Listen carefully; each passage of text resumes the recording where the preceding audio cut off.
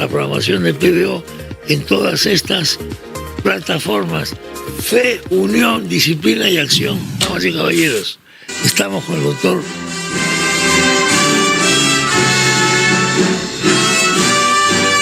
Revolución. Contra el pasado vergonzante, Nueva doctrina insurge ya. es ideal realidad liberante, que ha fundido en crisol la verdad, que ha fundido en crisol la verdad. Ahí lo tiene usted, al militante puro y sincero, como dice la letra de la marsellesa aprista, la letra es de Sabroso, si no me equivoco, ¿no es Así es, cierto? compañero. Hernán Garrido Leca. ¿Cómo estás, Hernán? ¿Cuándo fue la primera vez que cantaste la marsellesa aprista? Uy, cuando tendría 16 años. ¿Con qué motivo fue eso?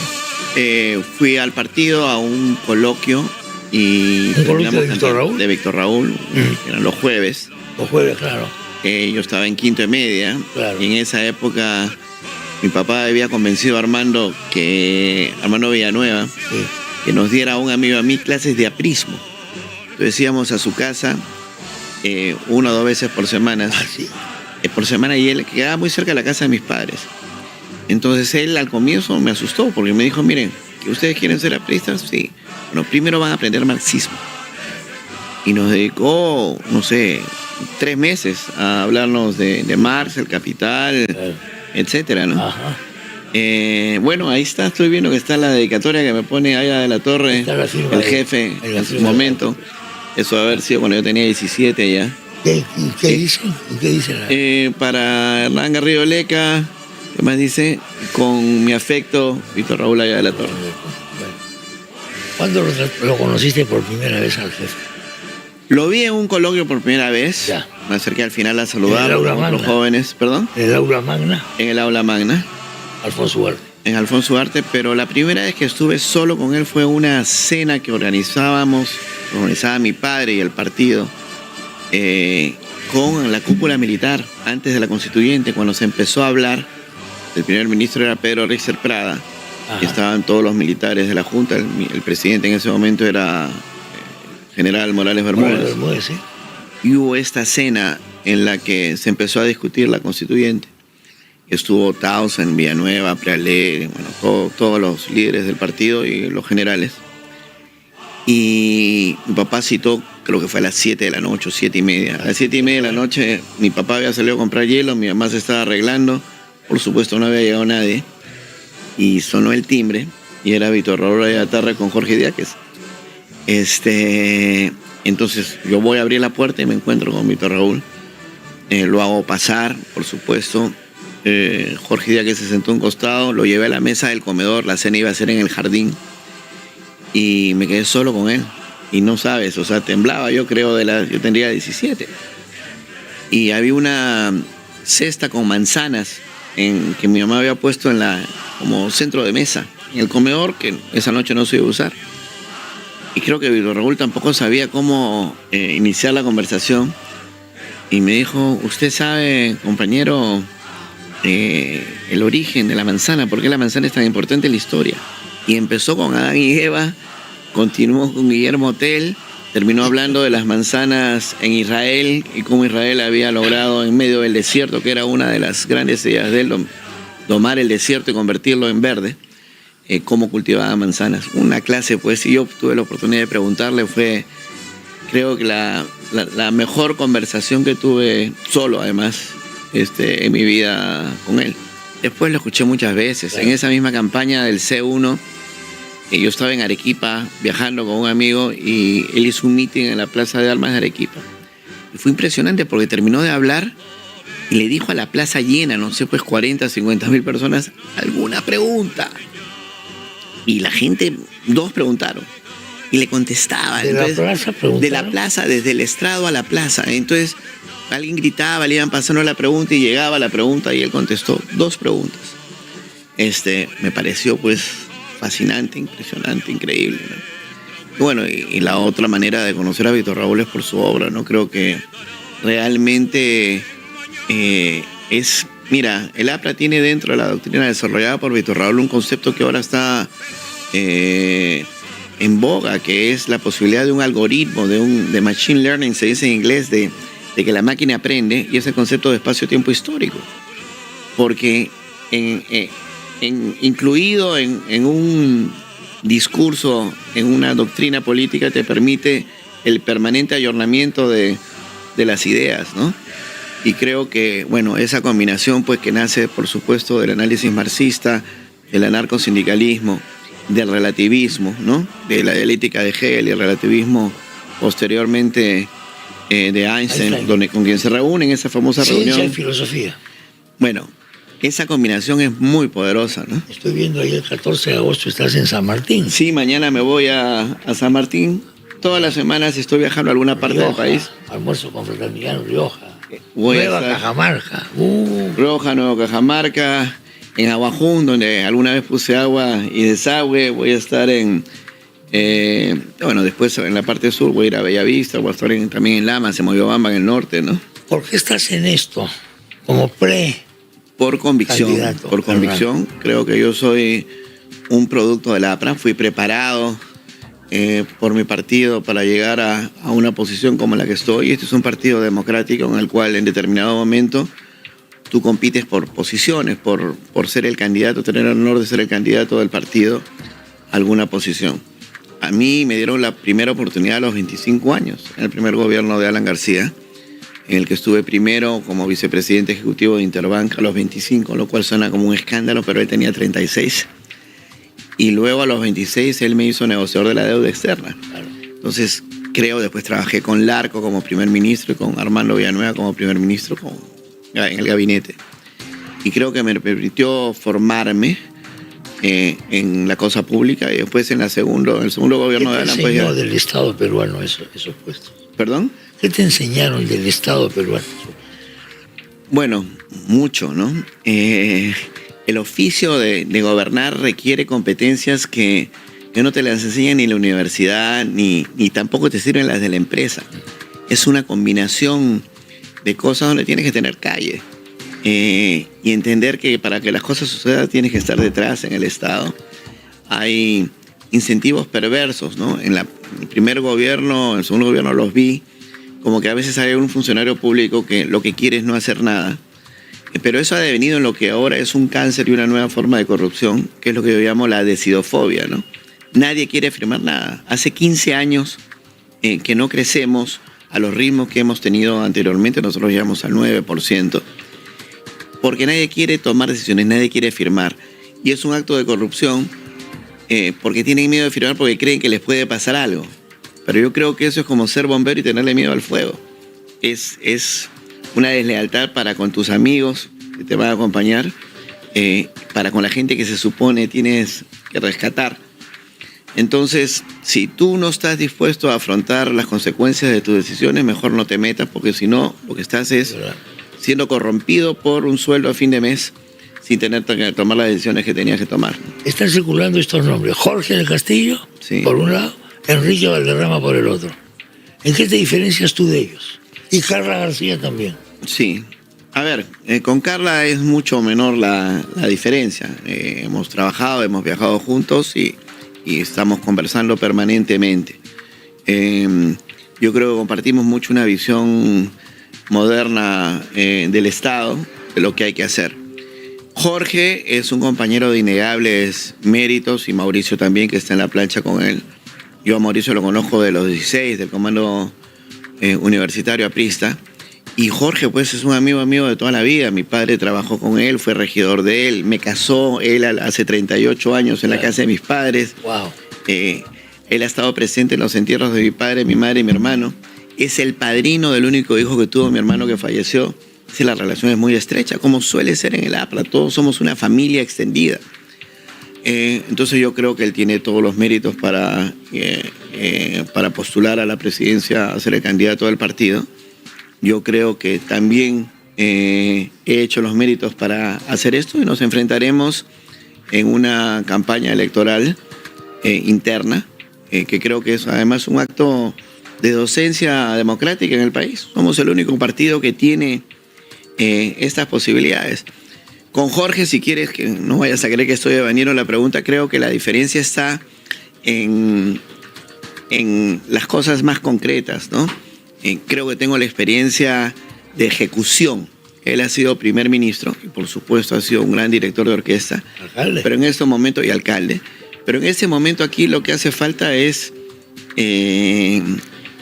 la cosa de concretar los temas, ¿no? A mí me tocó llevar adelante Agua para Todos, los programas de... Ahí hay 3,5 millones de peruanos que recibieron agua y desagüe por primera vez y 6 millones que se le mejoró el servicio. Entregué 750.000 títulos de propiedad. Cuando me tocó, vacuné a 10 millones de personas contra la hepatitis en 3 dosis. Entregamos 210.000 casas. Es decir, creo que tengo la experiencia de ejecución en 2 ministerios que me permite asegurar que además puedo conformar los equipos necesarios para gobernar. Quique, yo lo estimo mucho, ha hecho un gran trabajo dentro del partido, ha recorrido el país con una mística increíble. Creo que ojalá tuviéramos más apristas como él. No frecuente en gente de su edad esa mística, hoy en el Perú. No, de su edad no. Y yo creo que...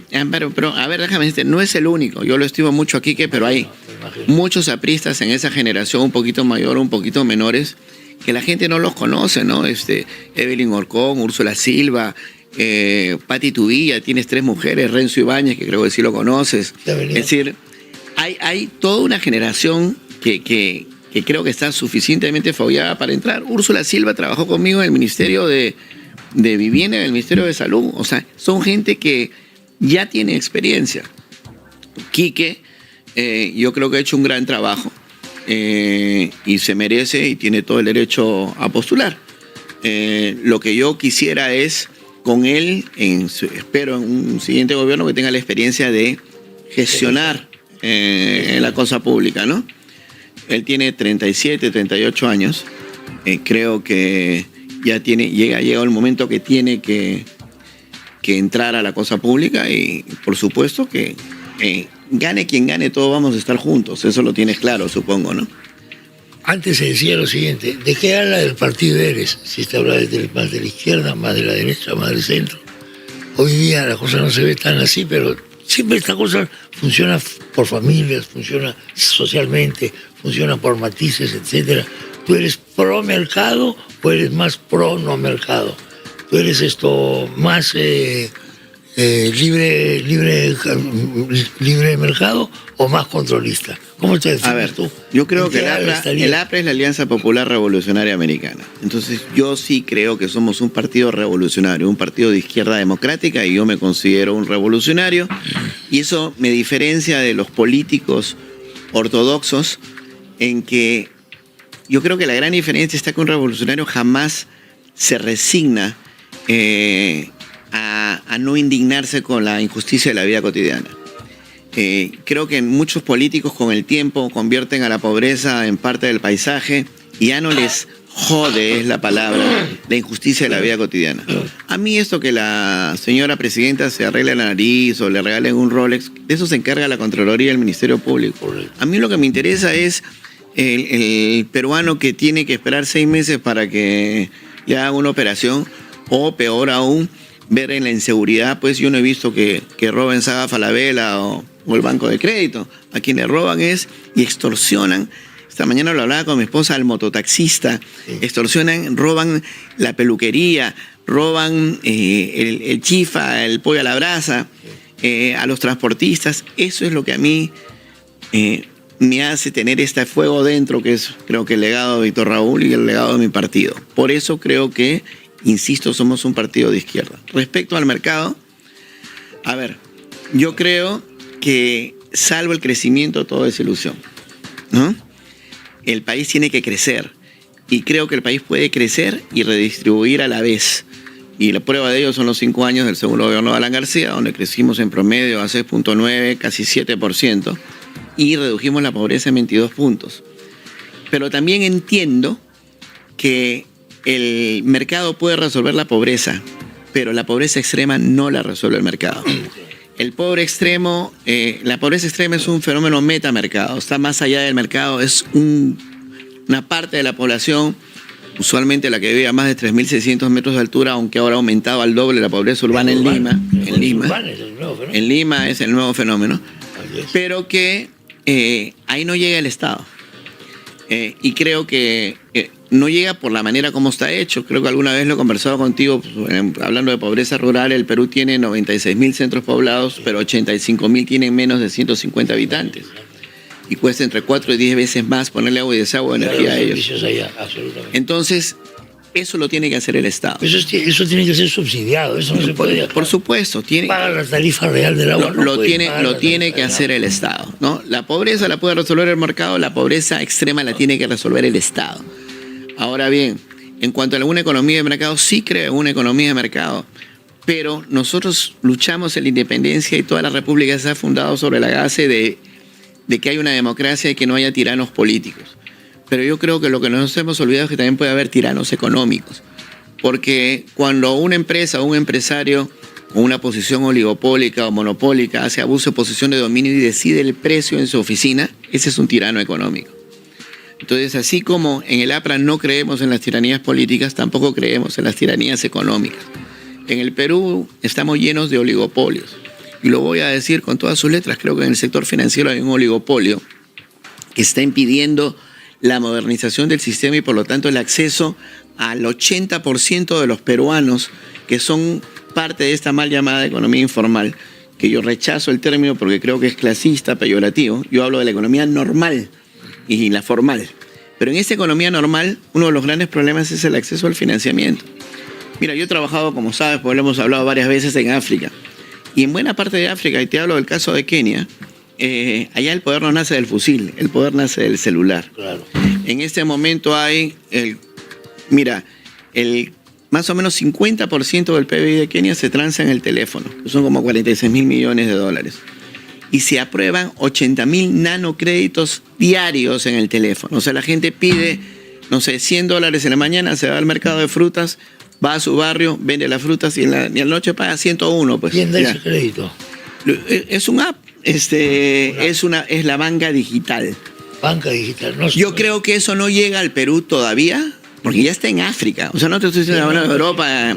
No llega al Perú todavía porque hay un modelo de oligopólico donde hay un banco, que es el banco de crédito, y que tiene a su vez Mi Banco, que son 2 licencias de banco en manos de un solo grupo, que genera un oligopolio de líderes seguidores. Y lo que hace es que retrasa, es lo que se llama obsolescencia planificada en economía.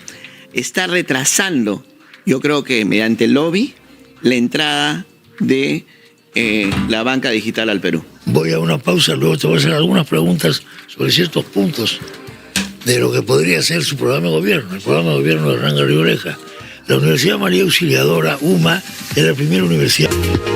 PBO ahora disponible en más plataformas. Sintoniza PBO las 24 horas del día a través de Movistar TV, canal 735 HD y 35 SD, Claro TV, canal 515 HD y 23 y 18 SD. Además, compórtenos en cable a nivel nacional por TV Cable Guanta, Cable Telestar Amazonas y ya.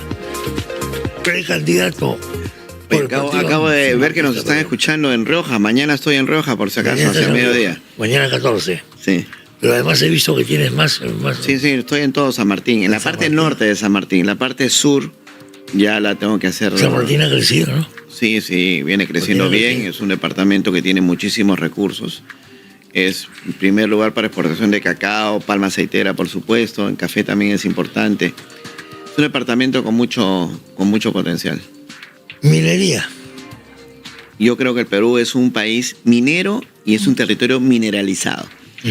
Tenemos una tradición que no es de ahora, tenemos 5.000 años de historia desde Caral, y creo que desde tiempos muy remotos hemos trabajado con los minerales que la naturaleza nos ha dado.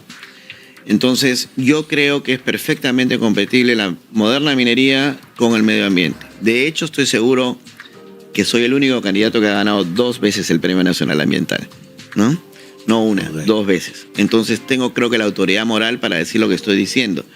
Es posible tener y hacer una explotación de esos recursos naturales preservando el medio ambiente. Yo no creo que haya un conflicto entre agua y minería. Y de hecho tengo una patente en base al cuyuro, que es una cianobacteria. Te la dejo conocer porque es sopa de cuyuro, tú que conoces bien el Perú. Esa patente lo que permite hacer bioremediación de lagunas altoandinas eventualmente contaminadas con metales pesados, ya sea por erosión o por relave. Entonces creo en eso, número uno. Número dos, creo en la pequeña minería.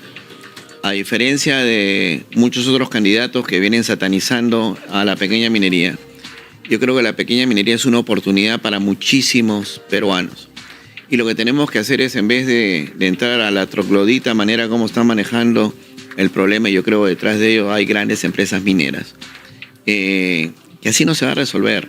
Estamos en una democracia, esta es una república. El hecho de que yo tenga los recursos, incluso hasta mediáticos, para hacer la guerra no significa que es lo correcto. Yo creo que el pequeño minero en el Perú, por supuesto, hay muchos de ellos que por falta de tecnología contaminan, pero tienen varios problemas. El primero, por supuesto, es el contrato de explotación con el dueño de la concesión. Y yo creo que hay que regular mejor eso. Por mí debería ser casi obligatorio que tenga un contrato de explotación si tú estás en una concesión que no está siendo explotada. En Chile una concesión se renueva, si no la trabajas después de 4 años te la pueden quitar. Yo no estoy proponiendo 4 años. Ahí en Chile. Y lo van renovando. ¿Te parece adecuado? 4 años me parece muy poco. Pero yo sí creo que si tú tienes una concesión muy grande y no la explotas, los recursos son de todos los peruanos. Es decir, te han dado una concesión y no te ha dado la propiedad de lo que está debajo. Entonces, tú tienes la obligación, soy el dueño del tú tienes la explotación, el derecho a explotar para todos los peruanos. Ganar tu plata bien ganada, pagar tus impuestos, pero tú no puedes quedarte pues con una concesión del tamaño de esta mesa y solo explotar el tamaño del celular. Te van a decir lo siguiente: no, usted está atentando contra la seguridad jurídica. Y a mí me dieron esa concesión porque yo cumplí todos los requisitos. Está bien. Usted se va a adueñar de un pedazo de tierra que en realidad no le estoy diciendo que se va a adueñar, le estoy diciendo que le dé la oportunidad a alguien que le explota. Mira, ese problema hace 10 años no era lo que es ahora, porque sí, claro, la onza de oro no estaba a $3.500 la onza. Pero lo que no me pueden decir es que ahora pues sale el pleito se hace mayor. Pero al pequeño minero tiene su problemática. Número uno, le roban en la balanza. Número dos, le roban en la ley. Cuando le dicen, no, tengo mucho arsénico, tienes la ley más baja, te tengo que castigar. Y tercero, le roban en la forma de pago. Yo creo que a cambio de solucionar esos 3 problemas, ellos pueden comprometerse a mantener ciertos estándares ambientales, a pagar una regalía y que tengan la obligación de ofrecerle el mineral o el concentrado primero al dueño de la concesión, que tendrá el derecho a la primera opción. Si viene alguien y les paga más, bueno, que le vendan al otro. Pero además tiene que haber un sistema ordenado y hay 2 posibilidades. O hago lo que yo en algún momento recomendé al Banco Central de Tanzania, que se hizo una licitación y vinieron 2 empresas encargadas de tener un duopolio, en ese caso, ¿no?, para ordenar de la compra de oro, que garantizaban una balanza correcta, garantizaban la ley era la correcta y unas condiciones de pago razonables y predecibles, además de financiamiento y tecnología. De esa manera se solucionó en su momento el problema en Tanzania. Esa es una posibilidad. La otra, si no quieres volver al Banco Minero, que yo tampoco sería la idea de volver al Banco Minero, es tomar una propuesta que ha hecho un expresidente del Banco de la Nación, que es Enrique Cornejo, que es usar el Banco de la Nación para que cumpla ese rol. Pero esa es otra manera de poner orden en esto. Y finalmente ir pasando a una formalización real de esto. Mira, este no es un problema que solo es parte de la informalidad en el sector minero. Tenemos este problema a lo largo y ancho del país. Como te decía, el 80% de la PEA está vinculada al sector normal de la economía. Ya no usemos esa mala palabra. Y yo me pregunto, pues, si después de 50 años seguimos en el mismo tema, ¿qué está mal? ¿Está mal esta gente o está mal la arquitectura legal? ¿No? Entonces, la respuesta se cae de madura. Y entonces lo que hay que pensar, ahí tenemos una propuesta que es, creo, revolucionaria, que es la creación de la empresa familiar de responsabilidad limitada. Porque hoy día la microempresa, ¿qué es? Es una extensión histórica del AYU, la familia extendida. La familia. Yo tengo a ti, a mi sobrino, a mi primo trabajando acá. El peruano es familiar. Por eso. Estadísticamente comprobado. Correcto. Entonces, si tú eres mi tío si tú eres mi tío y Valentina es mi sobrina, Sí. ¿yo por qué te tengo que tratar como un empleado? Te trato como un socio. Claro. Y cuando tú eres socio de una compañía y sacas dinero de las utilidades, dividendo pagas 4.5%. Ese es el impuesto que tú deberías pagar porque tú eres mi socio, ¿no? Entonces, esto creo que cambiaría mucho. También hay que trabajar en el acceso al sector financiero, que lo hemos hablado. Yo creo que generan en el Perú los nuevos sujetos de crédito y por lo tanto nuevos contribuyentes. Son las cajas, las cooperativas, que son satanizadas por la Superintendencia de Banca y Seguros, que además yo creo que tiene una estructura que debería ser como la del Banco Central de Reserva, que tiene 7 directores, hay 7 personas que deciden. Ahora dependemos de una persona que tiene la discrecionalidad que no tiene ni el presidente de la República ni ninguna corte de justicia en el Perú, que tú vas y me dices quiero hacer una cooperativa, yo te digo no me gustan tus tabas. Listo, se acabó, no tengo que darte explicación. Entonces, ese es un sistema que creo que es poco permeable y que en parte explica la situación que tenemos de oligopolio financiero en el Perú. Esa es una traba para el desarrollo del país. Creo que hay que crecer en infraestructura. Opiniones sobre López Aliaga. Bueno, López Aliaga es un empresario exitoso, es una persona bien intencionada, pero creo que sin esperanza, sin formación en el Estado. Y entonces maneja un poco el municipio con formas del sector privado que le pueden traer consecuencias después. Yo entiendo su ímpetu, yo lo he vivido, yo he estado ahí y me fastidiaba tanto como a él que la burocracia impidiera el avance del país. Pero uno tiene que aprender a moderar el ímpetu y creo que ese es el tema que tiene él. Creo que está haciendo un trabajo en Lima en algunas zonas, como el tema que está haciendo con el agua, yo que conozco el tema de agua, creo que es un gran trabajo. Y puede ser un buen candidato. Philip Battles. Philip Battles es mi brother, pues entonces es un poco más difícil. Él, a diferencia tuyo, no le tiene fe al APRA y no se da cuenta que quienes van a competir con él somos los apristas. Creo que está organizando un movimiento. Yo he viajado con él, es una persona muy popular. El pueblo le tiene afecto. Y creo que, bueno, nos veremos en la campaña, ¿no? Es un hombre que se ha hecho solo, eso es bien importante. Igual que Rafael. Pero yo lo he visto pelear. Y lo he visto pelear, y además con un compromiso con el país que los grandes grupos económicos no han sabido agradecerle. Porque él fue, creo que, crucial en parar a Castillo. Y no sé, pues, como creo que los grandes grupos de poder muchas veces creen que todos somos sus empleados. Sí, y ese es un problema. Pero bueno, lo mejor para Philip. Yo le he ofrecido alguna embajada, espero que la acepte. ¿Te ha aceptado, no? No, todavía no me ha aceptado, dice que va a ser presidente, entonces no me la ha aceptado. ¿Te ofreció la embajada al tipo? No. Yo ya sé dónde estoy, mi dirección queda en la Plaza de Armas, frente a Rafael López Aliaga. Oye, otro, Carlos Álvarez. Bueno, creo que es un gran artista. A mí me ha hecho reír mucho. Tiene un discurso que creo que sintoniza como buen comunicador que es con la gran mayoría de peruanos. Pero creo que no tiene la trayectoria, la experiencia como para tentar un cargo como el de presidente de la República.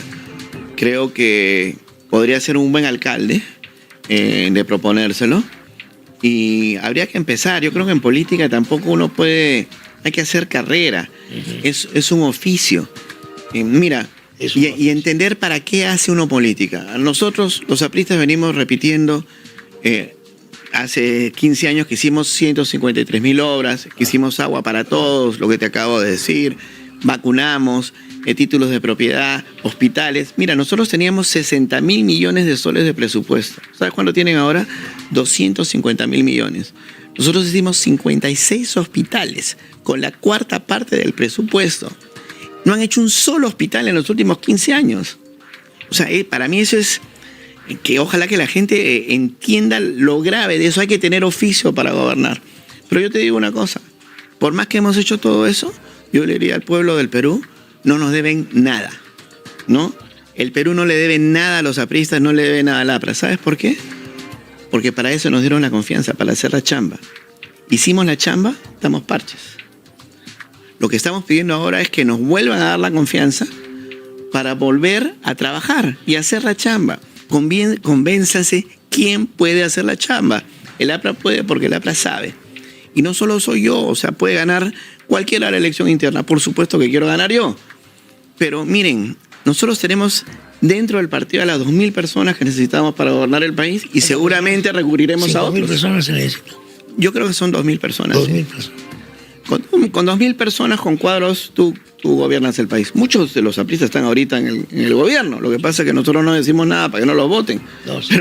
Pero son apristas y no han podido prescindir del APRA en las posiciones técnicas, en los viceministerios, en los órganos reguladores.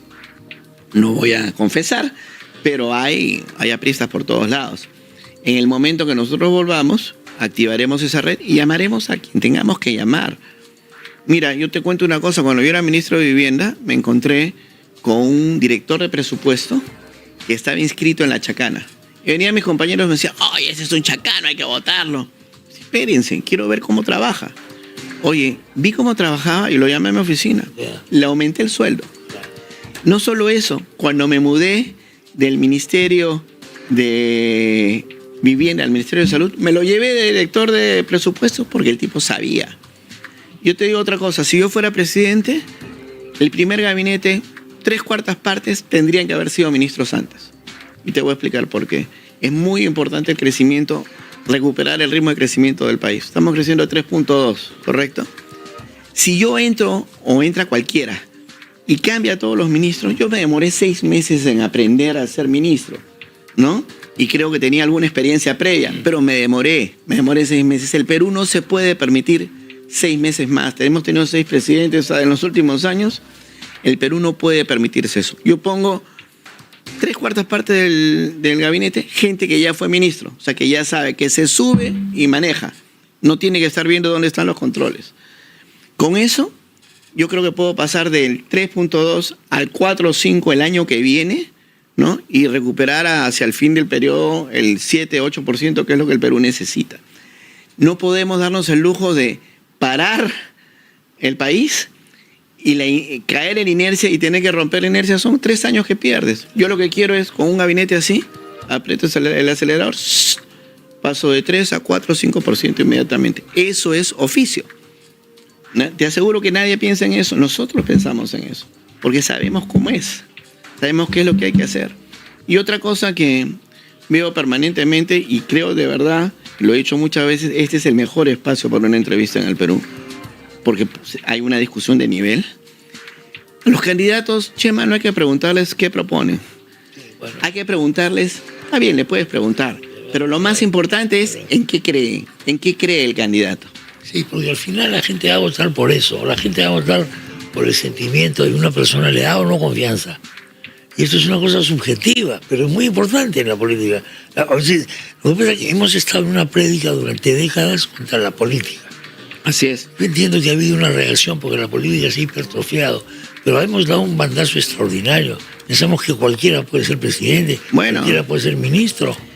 Como decía... Como tiene éxito en su empresa, puede ser presidente. Mira, hay una frase de Hannah Arendt que pinta la situación de cuerpo entero. Ella decía, en un momento, hablando del momento histórico que le tocó vivir, que estamos en una situación tan terrible que los peores habían perdido el miedo y los mejores la esperanza, ¿no? Nuestra chamba hoy, a los políticos que somos profesionales en esto, en la gestión pública, en el arte de gobernar, creo que lo que tenemos que hacer es que los peores, que los delincuentes vuelvan a tener miedo.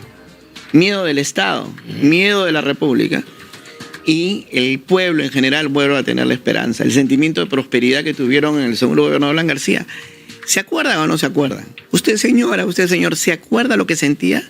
Sentía que la cosa iba mejorando, que usted podía tener su casita, que podía ir a un club, que podía darle mejor educación a sus hijos. Eso se ha ido diluyendo. ¿Cómo vas a ser tú evaluado? ¿Qué tipo de control va a haber sobre ti? ¿Cómo va a ser tu gerencia por resultados, digamos? Porque acá en el Perú hacemos todo. No, pero Bueno, quiero saber cuántos puntos va a bajar la anemia el ministro que viene ahora. Mira, pero numéricamente con puntos. Yo te lo voy a ofrecer en su momento. Yo lo que quiero es darle al Perú mínimo al final del periodo un crecimiento de 6,5-7% anual. Porque eso me permite... 6,5. 6,5-7%. Casi el triple. El doble de lo que hay ahora. El doble de lo que hay ahora. Pero eso se puede hacer. Tenemos una situación. Los precios de los minerales en este momento son mucho mejores que los que teníamos. Sí. Te digo, tienen 4 veces el presupuesto que teníamos nosotros. Piensen ustedes lo que podemos hacer. 4 veces. Son unos ineptos, son unos incapaces. O sea, hay incentivos perversos, como tú lo decías hace un rato, indirectamente, en el Congreso. Muchos de los que entran al Congreso entran por el sueldo. Sí. ¿Sabes qué haría yo? Para entrar. Estabilidad. Que es bien difícil hacerlo legalmente, pero a ver si algún abogado me escucha. Tú quieres ir al Congreso, perfecto, Chema. Tu sueldo va a ser equivalente al promedio de los últimos 4 años. Los últimos años. Yo te iba a decir 5 años. Ya. Los últimos 4 años. Entonces, yo sé que si tú quieres ir al Congreso, no es por el sueldo. Claro. No te estoy pidiendo que ganes menos, ¿ah? Estoy pidiendo gana lo mismo y sirve a tu país. Seguramente cuando acabes vas a tener experiencia y vas a ganar más. Claro. No te pido que ganes menos, le podemos poner un tope pues de, no sé, 30.000 soles ya, para que tampoco venga alguno de mis compañeros, claro, que es exitoso y que quiera ganar lo que ganaba. Pero ya le ponemos un tope.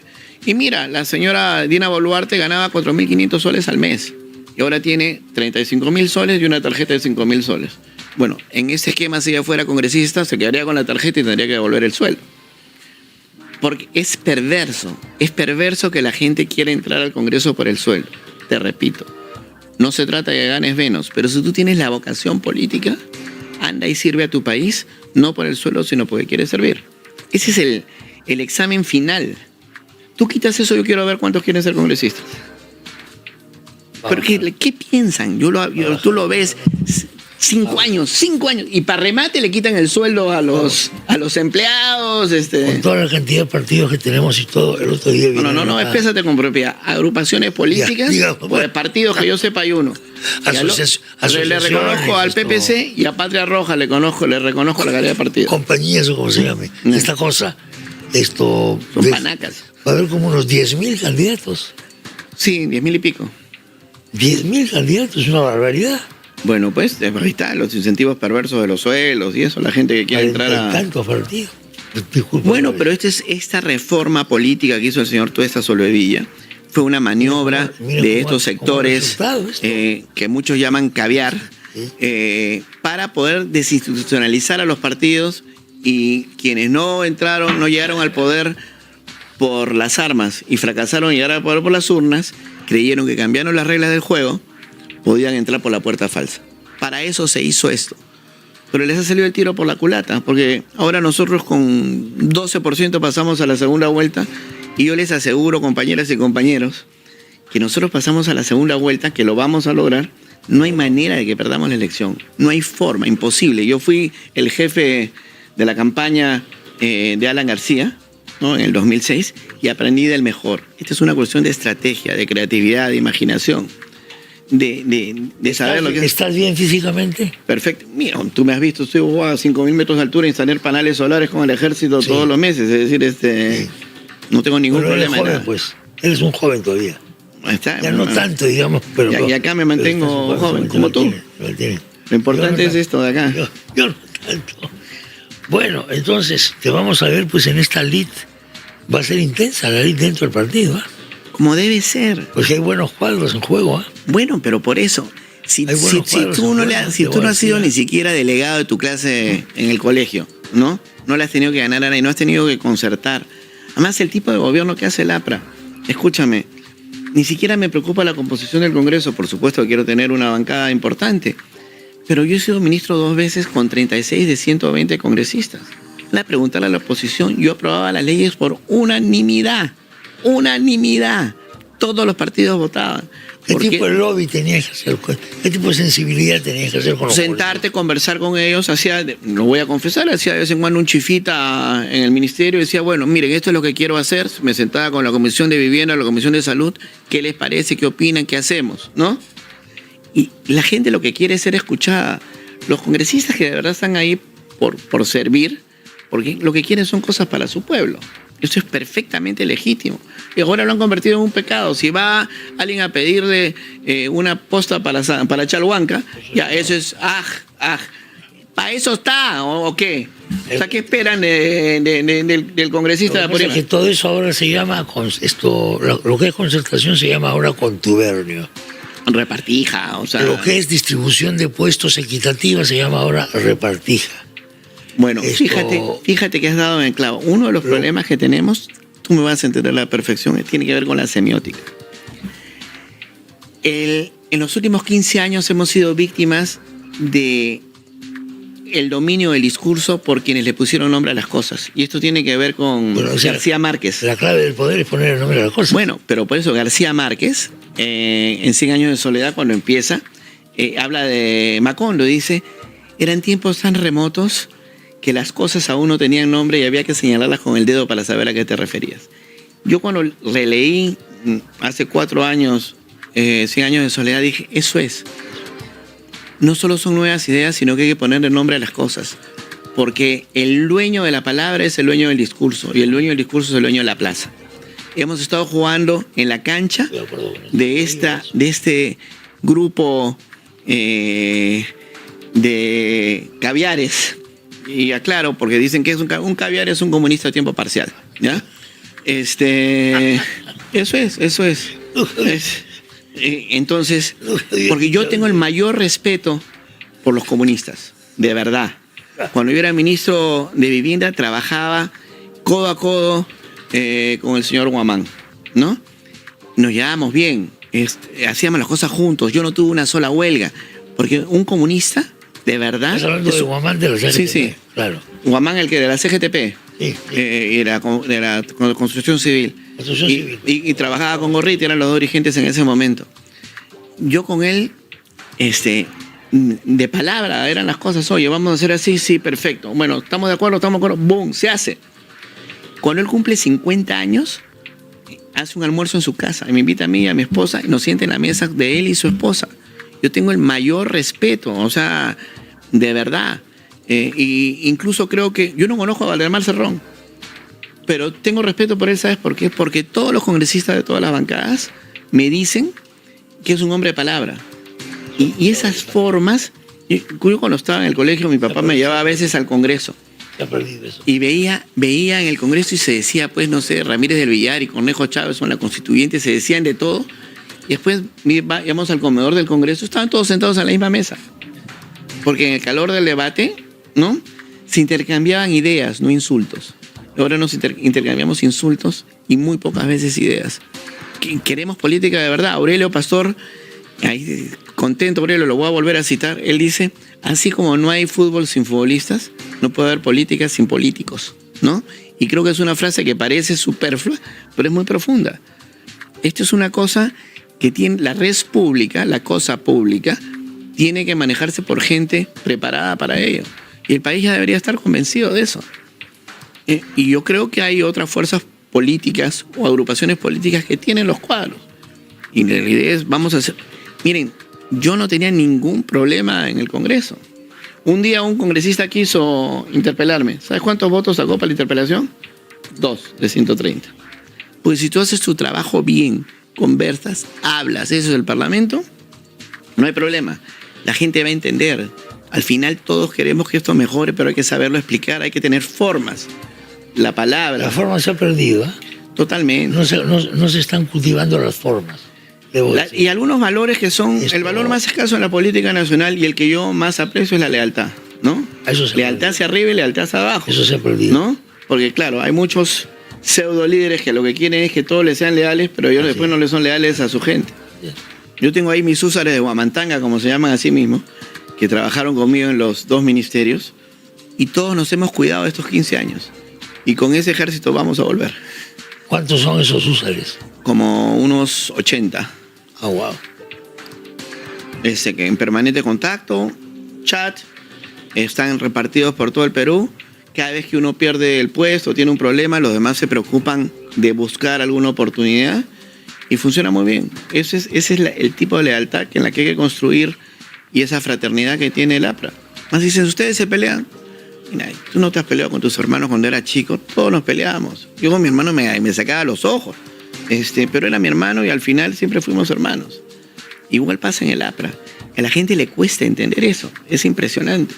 Tú te vas un martes a un local del partido y están discutiendo los compañeros, grandes, jóvenes, chicos, qué hacer con el Perú a las 7 de la noche de un martes. Dime en qué partido político pasa eso. Vida de los comités distritales. Muchísimo. Esto de la elección interna ha aumentado.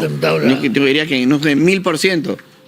Porque todos estamos viajando. Yo estoy yendo a San Martín, sé que Jorge se está yendo a Arequipa, Carla está yendo a Chimbote, está en Piura Quique Valderrama, y yo estaba en Piura la semana pasada, yo estaba en Arequipa hace 3 semanas, ¿no? Entonces, el partido va y nos está escuchando. Y se está activando el partido. Mira, es un ejército. Esto es un ejército. Y lo van a ver a la hora de la elección. Escucha, Philip, yo sé que tú no tienes fe, pero sé hombre de fe. Caminarás sobre las aguas. Hablando de Philip, hay una frase que se le atribuye a Phillips, el famoso mártir del partido. Solo Dios salvará mi alma. Solo el APRA salvará al Perú. La frase exacta es: solo Dios salvará mi alma y solo el aprismo salvará al Perú. Solo el aprismo salvará al Perú. Bueno. Señoras y señores, el doctor Hernán Garrido Lejo. Muchas gracias, compañero. Otro día hablaremos sobre tus películas. ¿Tú sabes que compré los derechos de Condorito? ¿Cómo? Compré los derechos de Condorito. Aunque no se molesten mis amigos chilenos porque yo lo fastidio que ahora Condorito como el pisco es peruano. Dime una cosa, ¿y qué vas a hacer? Estoy haciendo una película. Se llama Condorito Alcalde. Nos hemos juntado y hemos decidido respaldar la candidatura de Condorito para alcalde de Perotti Huehue.